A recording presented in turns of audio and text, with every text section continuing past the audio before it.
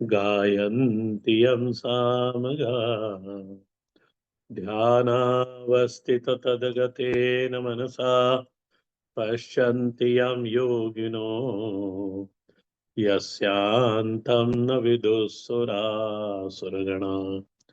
देवाय तस्मै नमः।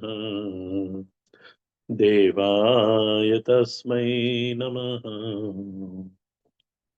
पुनः सुनाई आ रहा है ठीक से? ठीक है ना? ठीक। तो गीता जी के 10वां अध्याय और 10वें अध्याय के हम लोग श्लोक नंबर 8 पर थे और 8वें श्लोक की अंतिम पंक्ति पर चर्चा कर रहे थे। श्लोक को देख लें। 8वां श्लोक, अहम सर्वस्य प्रभवः मत्तः सर्वं प्रवर्तते इति मत्वा। और इति मत्वा ऐसा मानकर, ऐसा जानकर, भजन्ते माम। केन ते भजन्ते, कौन भजन करता है? तो भगवान कहते बुधाहा। बुधा क्यों कह रहे हैं उनको? क्योंकि उन्होंने इतना जान लिया, मेरे योग और विभूति को जाना, ये भी जाना कि सर्वस्य प्रभवः प्रवर्तते, ये संसार मेरे से ही उत्पन्न हुआ है, संसार में जो गति है वह भी मुझसे है। इतना जानकर भजन्ते, कैसे भजन्ते? तो भाव समन्विता। आपको याद होगा तो लास्ट क्लास में हम लोग भाव समन्विता पे ही चर्चा कर रहे थे। हाँ, और भाव समन्विता का मैंने अर्थ लगाया था, भाव यानी अभिनिवेश, बुद्धि का अभिनिवेश, बुद्धि की अवस्थिति। यदि आपको स्मरण में होगा तो बुद्धि, और मैंने ये भी कहा था बुद्धि का अभिनिवेश माने क्या? तो यह अनुभूति कि वह चेतन मैं ही हूं, यह अनुभूति। अभिमान की मिथ्या प्रतीति होने लगती है। असल में मैं कौन हूं? तो बोले मैं शरीर नहीं हूं, मन नहीं, बुद्धि नहीं, मैं वो चेतन हूं। ये बुद्धि ऐसी हो जाती है, माने बुद्धि बाधित अवस्था में चली जाती है और चेतन की प्रखरता, चेतन वहां प्रत्यक्ष होने लगता है, यानी वही रहता है बस। और बुद्धि क्योंकि प्रारब्ध की बुद्धि है, और इस प्रारब्ध के अंतर्गत बुद्धि ही बोल सकती है। तो इसको इस तरह से देखो, ये शब्द ही हैं, आप समझ जाओ तो बहुत अच्छा। बुद्धि ये जानकर कि चेतन अतिरिक्त और कोई श्रेष्ठ नहीं है, बुद्धि अपने सीमा को छू जाती है। माने बुद्धि अपने मिथ्यत्व को जान गई और केवल चेतन ही शेष रह गया। इसे बोलते हैं भाव समन्विता। श्रवण से प्रमा की उत्पत्ति हुई और उस प्रमा से बुद्धि एक हो गई, मैंने कहा था गल गई। और इसका उदाहरण देते हुए भगवान पूर्व में भी इसको कह चुके हैं, दूसरे अध्याय के 66वें श्लोक के अंदर, नास्ति बुद्धि अयुक्तस्य न च अयुक्तस्य भावना। और वहां पे भी जो भावना शब्द का अर्थ भगवान भाष्यकार ने करा था, वो अभिनिवेश ही करा था कि अयुक्त को बुद्धि प्राप्त नहीं होती। ये उस श्लोक का अभिप्राय है। यदि आपके सामने गीता जी है तो दूसरे अध्याय का श्लोक नंबर 66 खोल के लास्ट लाइन देखना। अयुक्तस्य अथवा नास्ति बुद्धि अयुक्तस्य न च अयुक्तस्य भावना। माने अयुक्त को बुद्धि प्राप्त नहीं होती। यह बुद्धि का अभिप्राय प्रमा है, हाँ? प्रमा। और यदि किसी कारणवश आचार्य के बल से उसको प्रमा बन भी गई, तो भगवान आगे कहते हैं फिर भावना नहीं होती। भावना, क्योंकि ये मेरी जिम्मेदारी है और मैं अयुक्त हूं, इसलिए मेरा अभिनिवेश उस चेतन के साथ नहीं होता। तो भावना तो मेरी है ना, इसलिए जिम्मेदारी मेरी है। इसलिए भगवान कहते हैं अयुक्त नास्ति बुद्धि अयुक्त न च अयुक्त भावना। उसमें संभावना ऐसी है कि यदि श्रवण से प्रमा मिल गई, आ भी गई, तो भी अनुभूति अभिनिवेश वहां नहीं हो सकता। और अभिनिवेश का अर्थ बताया था, श्रवण से, मनन से, ध्यान से प्रमा की उत्पत्ति हुई, उस प्रमा में बुद्धि गल गई, और फिर क्या समझ बनी? यही समझ बनी कि मैं चैतन्य हूं। यह भावना, अभिनिवेश, अयुक्त को प्राप्त नहीं होती। ऐसा भगवान ने दूसरे अध्याय के 66वें श्लोक में कहा। नास्ति बुद्धि युक्तस्य न च युक्तस्य भावना।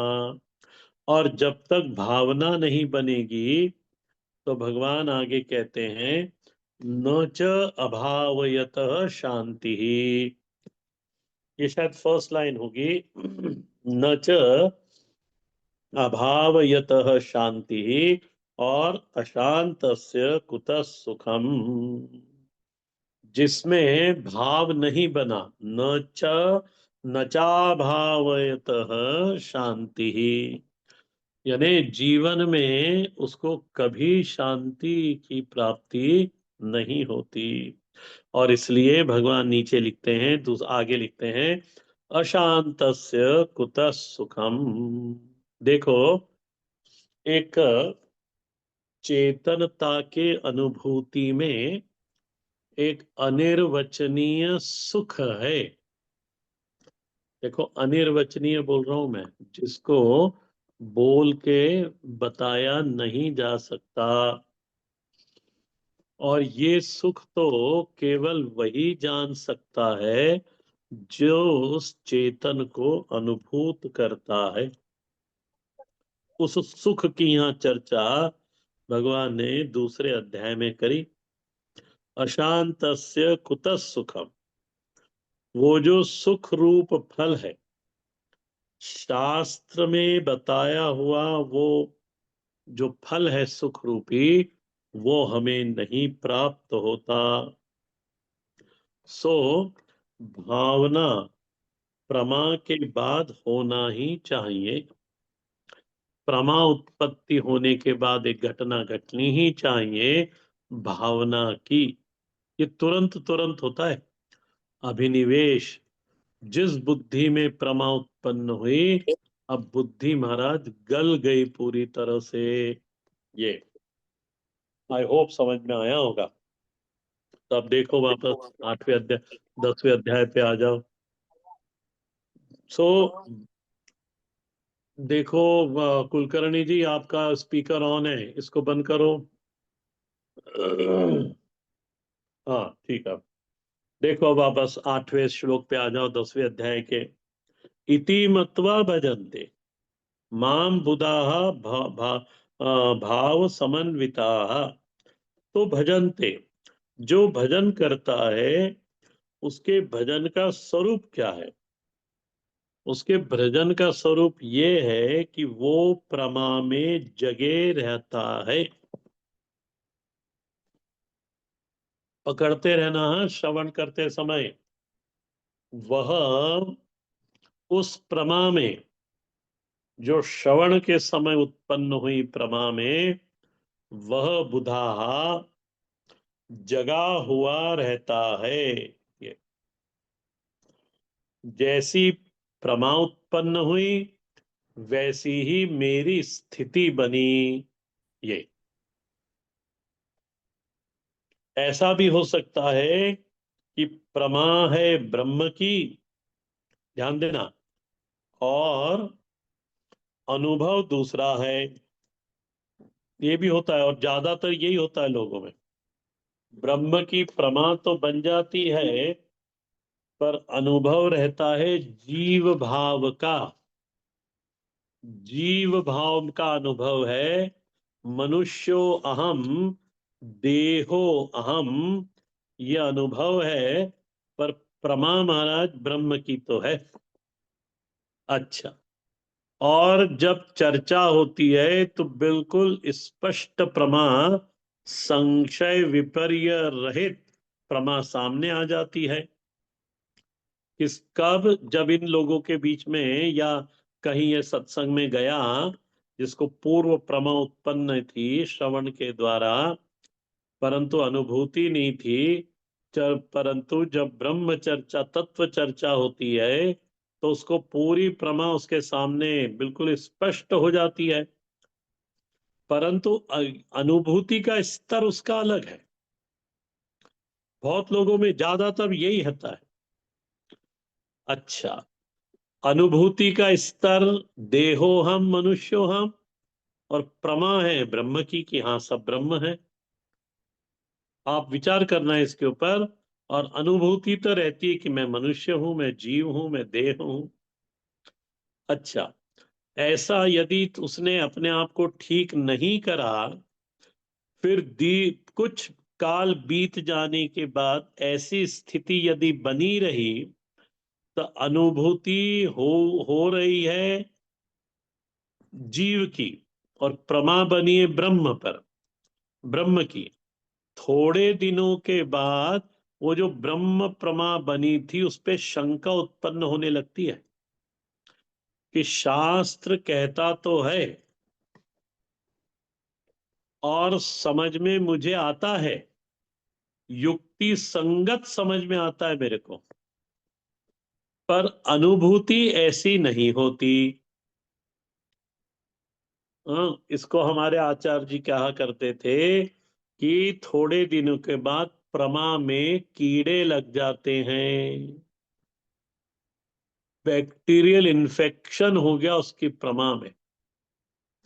क्यों? क्योंकि उसने प्रमा को अनुभूति में उतारा नहीं, अभ्यास करा नहीं उसका जिस तरह से करना चाहिए। तो वो जो आचार्य की कृपा से श्रवण से प्रमा बनी थी, संशय रहित प्रमा बनी थी, महाराज वो खत्म हो गई। उसमें कीड़े लग गए, माने शंका होने लगी।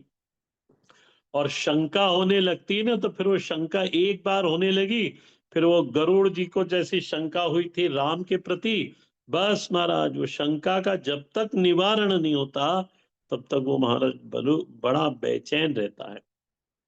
तो इसका तो एक ही तरीका है, निनिध्यासन के द्वारा अनुभूति में इस प्रमा को उतारें। जितना ध्यान वेदांत का साधक बढ़ावेगा, करेगा, उतनी प्रमा अनुभव पर्यवसायी होवेगी।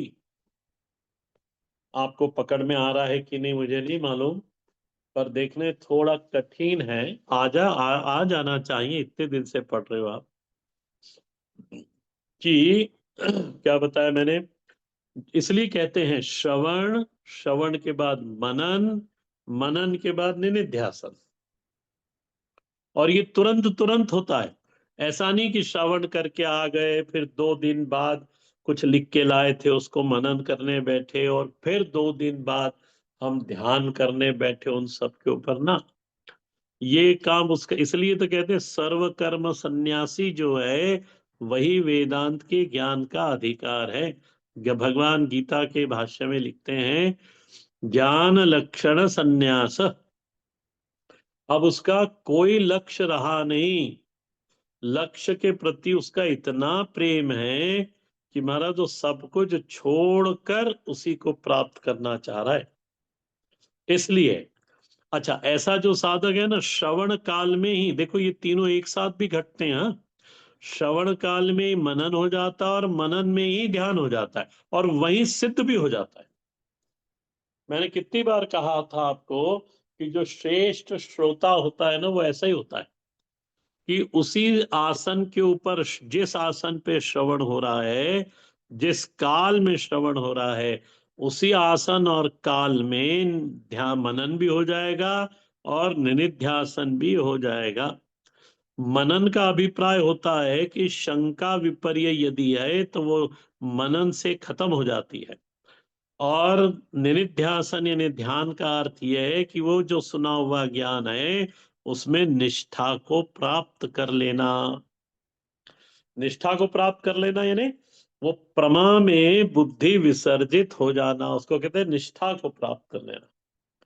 इस तरह से ये शब्द जो है 8वें श्लोक का, भाव समन्विता, इस तरह से वो भाव समन्विता है।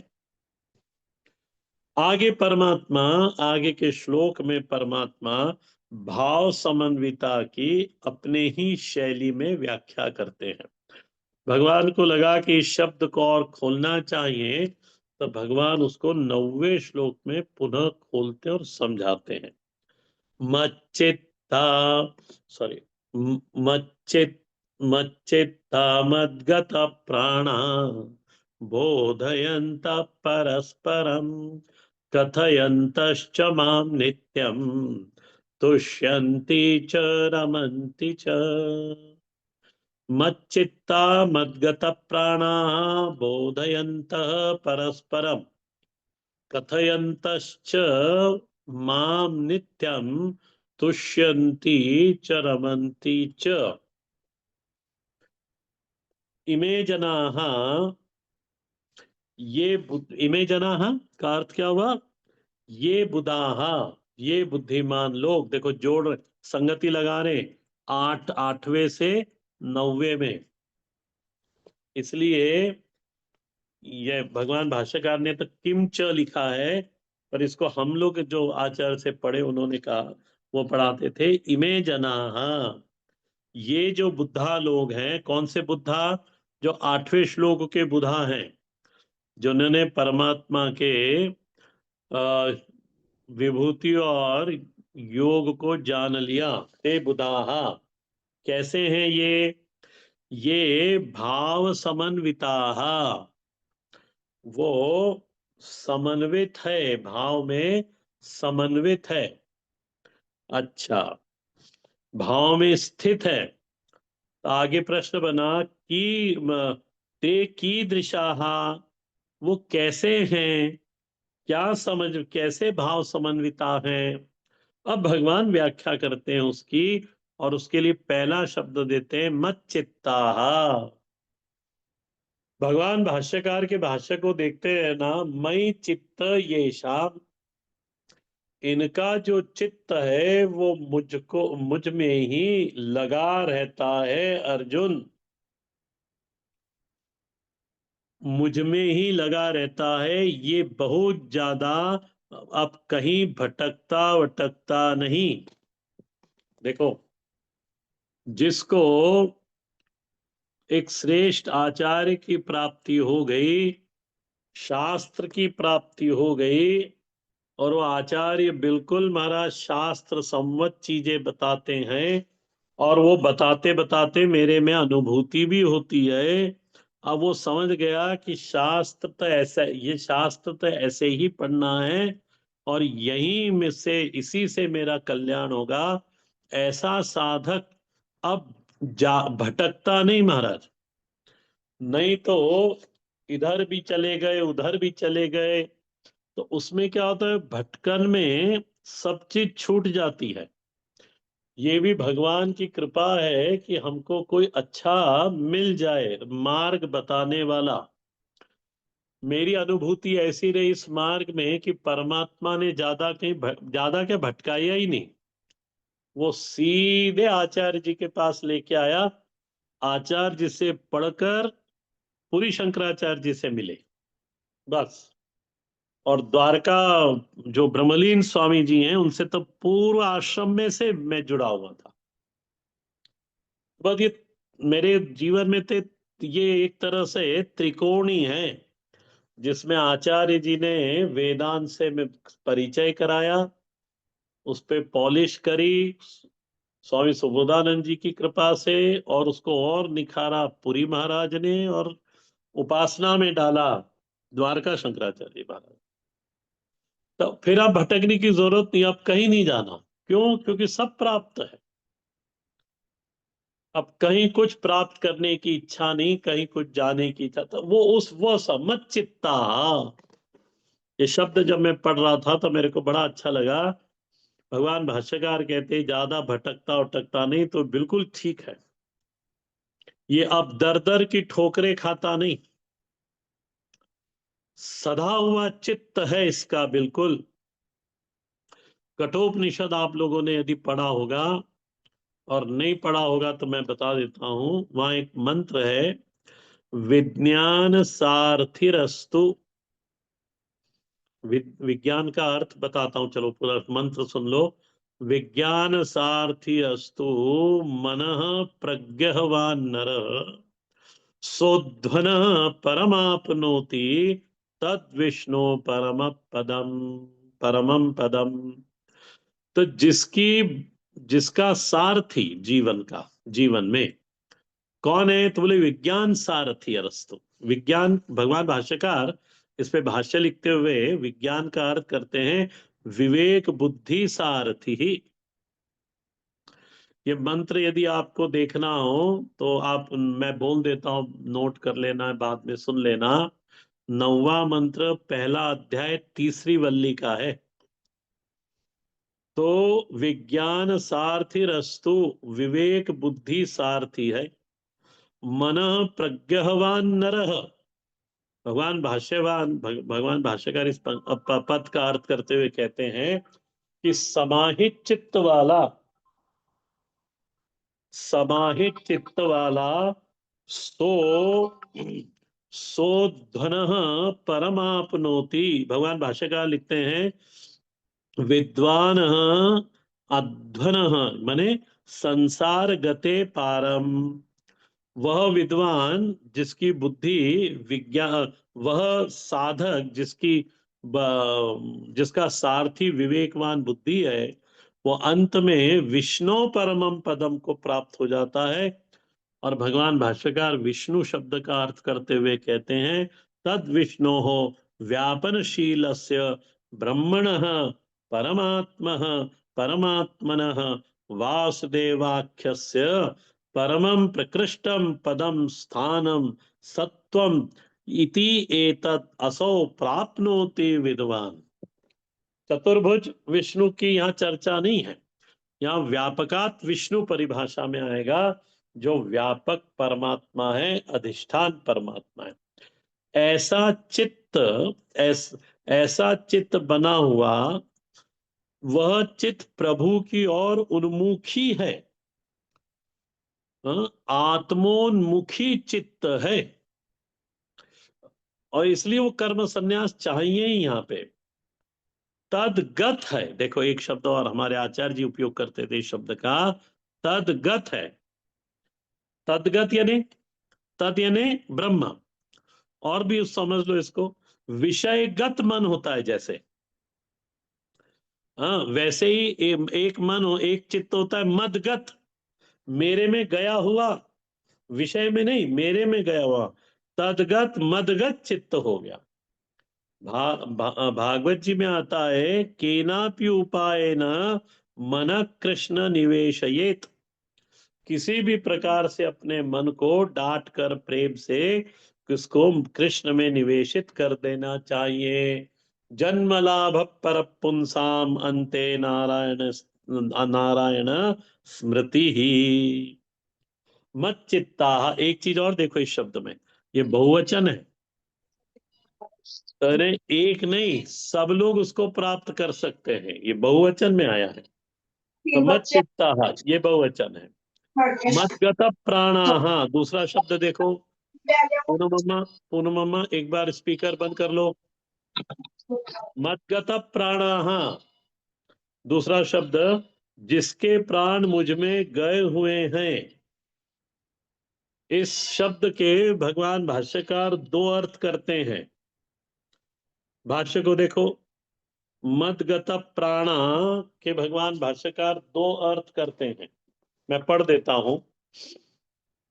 वो कहते हैं माम गताः प्राप्ताः चक्षुरादय प्राणाः येषां ते मद्गता प्राणाः मयि उपसंहृत करणा इति अर्थः, ये पहला अर्थ हुआ। फिर लिखा अथवा मद्गत प्राणा मद्गत जीवना इति एतत्, ये दूसरा अर्थ हुआ। पहले अर्थ में भगवान कहते हैं कि मद्गत प्राणा, मैं एक अंतिम पंक्ति बोल रहा हूं केवल, मई उपसरत करना इति अर्थ, जिसके ध्यान में सारे करणों का उपसंहार हो गया। करण यानी इंद्रिया, सारे करण दसों के दसों कर्ण परमात्मा के ध्यान में ही विसर्जित हो गए। विषय का कोई ध्यान नहीं, कोई गति नहीं। मदगत, ये पहला अर्थ हुआ। दूसरा अर्थ हुआ मदगत जीवना इति एतत्, वो वह परमात्मा में परमात्मा के लिए ही जीता है। देखो ध्यान से समझना है इसको, वह परमात्मा में परमात्मा के लिए ही जीता है। समझाने की शैली है ये तो, भगवान समझा रहे हैं मात्र कि वो साधक मुझ में ही, मेरे लिए ही जीता है। दूसरा शब्द देखे, बोधयन्तः, एक दूसरे को प्रभु का बोध कराते हैं। भगवान भाष्यकार इसका अर्थ करते करते हुए लिखते हैं अवगमयन्तः, उन मैंने दो महात्मा मिल गए, अब वो चर्चा किसकी करेंगे? परमात्मा के। अच्छा ध्यान रखना, वो अबोध नहीं है दोनों महात्मा।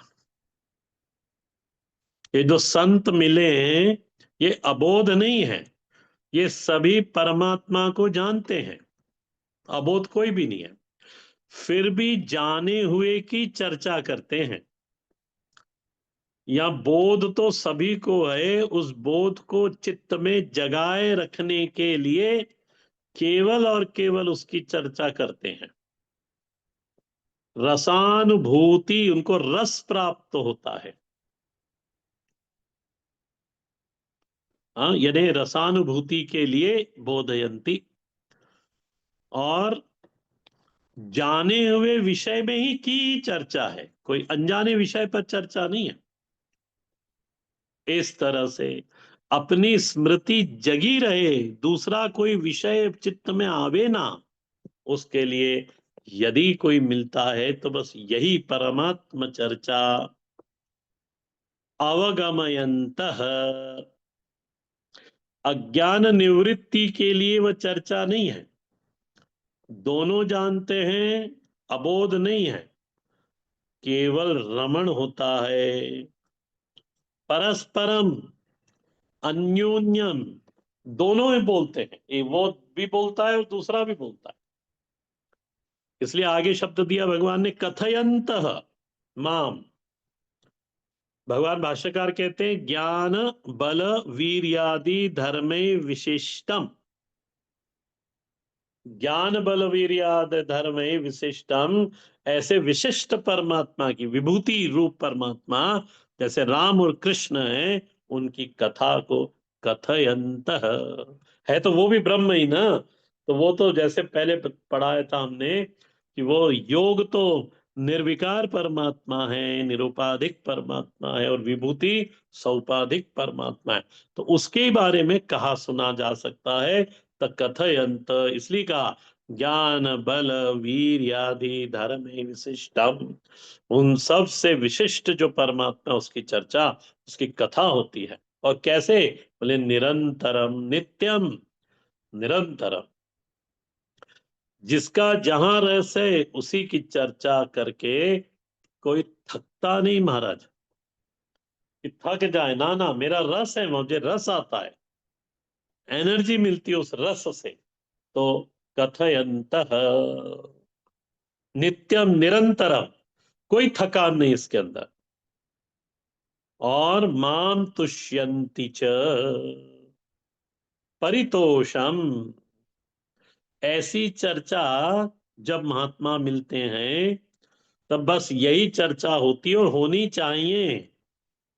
उससे क्या होता है? ऐसी चर्चा से वृत्ति तदाकार हो जाती है। अज्ञान तो कब से मिट गया, अब वो जो ज्ञान प्राप्त हुआ मेरे को, वो दीप्त रहे, हमेशा प्रकाशित रहे, इसके लिए चर्चा आवश्यक है। ऐसा न हो कि जानते तो हैं पर याद ही नहीं आया, दिन भर बीत गया पर याद ही नहीं आया, ये दुर्घटना न घटे, इसलिए चर्चा निरंतर नित्यम होनी चाहिए। इसलिए शब्द भगवान भाष्यकार ने दिए, भगवान ने दिया कथयंतश्च। यही साधक है जो इस तरह का जीवन जीता है। परमात्मा अतिरिक्त कोई दूसरी चर्चा है नहीं, और कोई बात नहीं। संसार में हजार बात कहने सुनने के लिए है, पर साधक के लिए वो व्यर्थ है। अच्छा, ऐसा जीने के बाद परिणाम क्या निकला, तो भगवान आगे कहते हैं, श्लोक को देखना। तुष्यन्ति च रमन्ति च, तुष्यन्ति च रमन्ति च, ये बस रमण होता है और संतुष्टि प्राप्त होती है। इसका, इस श्लोक का मैं उदाहरण दूं, दृष्टांत दूं, तो आप लोग सब सुंदरकांड का पाठ करते हैं, मैं बता देता हूं, अब करना और देखना इसको, क्योंकि लंबा प्रसंग है, पूरा पाठ तो करूंगा नहीं। दोहा नंबर 4 की अंतिम चौपाई से शुरुआत करना, तो दोहा नंबर 7 की प्रथम 2 चौपाई तक परस्परम परस्परम कथयंश कथयंतश्च माम नित्यं तुष्यन्ति च रमन्ति च, ये भगवान श्री हनुमान जी और विभीषण, जब हनुमान जी ने विभीषण को का के घर को देखा, भवन एक पुनि दीख सुहावा, हरि मंदिर तह भिन्न बनावा, हरि मंदिर तह भिन्न रामायुध अंकित ग्रह, शोभा बरनि न जाई, नव तुलसी का बृंद तो देखी हर्ष कपिराई। और महाराज वहां जाके उन्होंने दरवाजा बजाया, उसी समय राम राम ते ही सुमिरन कीन्हा, हृदय हर्ष कपि सज्जन चिन्हा। कोई सज्जन है, इस तरह से महाराज इनकी फिर पूरी रात भर चर्चा हुई विभीषण की और श्री हनुमान जी की। और दोहा नंबर 7वें में विभीषण जी कहते हैं, अस में अदम सखा हनुमान जी कहते हैं, अस में अदम सखा सुनो, मोही पर रघुवीर, कीन कृपा सुमेरी गुण गुण, भरे विलोचन नीर। जानत हो अस स्वामी बिसारी, फिरई ते काहे न होई दुखारी। हनुमान जी कहते हैं, ऐसे स्वामी को भूलकर मनुष्य जीव क्यों न दुखी होगा, होगा ही। ए विधि कहत राम गुण ग्रामा, पावा अनिर्वाच्य विश्रामा। देखो, तुष्यंती च रमन्ति च, इस तरह से आप इसको देखना, आगे फिर और चर्चा करेंगे। कोई प्रश्न तो होगा नहीं, और होगा भी तो, एक मिनट, हाँ, कुलकर्णी जी भाष्य को पढ़ लेना, मैंने पूरा भाष्य वैसे पढ़ा दिया है। तुष्यन्ति च माम तुष्यन्ति च परितोषम उपयांतिम रमन्ति च, और रमन्ति की परिभाषा भगवान ने कही, रतिम च प्राप्नुवन्ति प्रिय संगत्वा इव। कोई अपने प्रिय को प्राप्त होकर जिस तरह से आनंदित होता है, वही रति